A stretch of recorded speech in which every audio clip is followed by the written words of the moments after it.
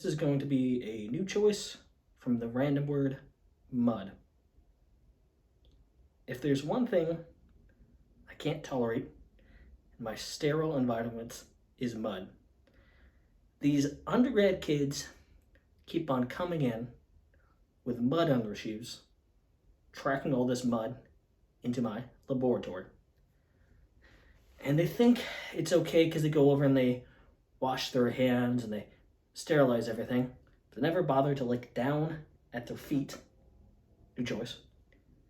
Never bother to bring their attention to their feet where they are covered with mud.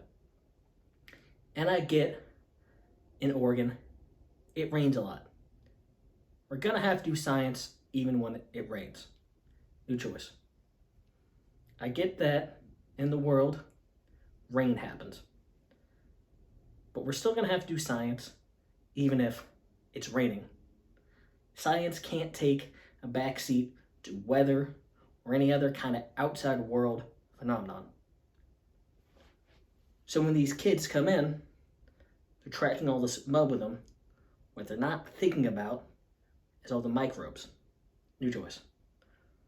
When these young adults come in, what they're not conceptualizing is how much biodiversity they bring in on their shoes. You know, mud isn't fully examined. It can probably never be fully examined. You can take a swab and a petri dish and get you any number, new choice, get you uncountably many colonies of new microbes. And if you really want to take the time, you can isolate them all because most likely those microbes will be new. So I try in a very calm way, new choice. So I try in a very direct and honest way to speak to my undergrads. Try to explain to them that there's a very, very thin line, new choice. There's a very, very thin division between ideal lab conditions and terrible lab conditions. New choice.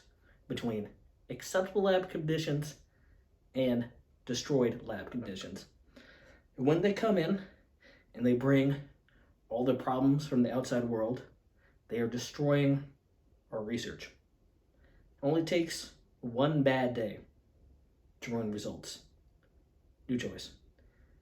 It only takes one microbe to get on a petri dish where it's not supposed to be and for it to grow, have all our results be destroyed. And I really do try to be calm because these people aren't like me. They don't have decades of experience in controlled environments. And so I try to bring them up, new choice.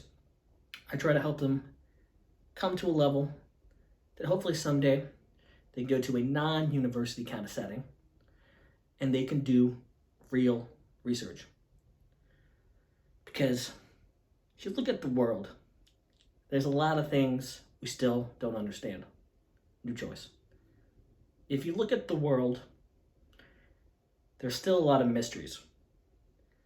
And that's what science is about. It's not about what we already know, new choice. It's not about what people have already discovered. It's about discovering new things. So I don't know how these kids, if they're ever going to get a microbe named after them or any kind of grants, new choice. I don't know how these younglings think they're ever going to be able to publish, make a dent in the world if they can't keep their shoes clean. Because there's one thing I won't abide, it's mud. And if it's another thing I won't abide, it's unpublishable results.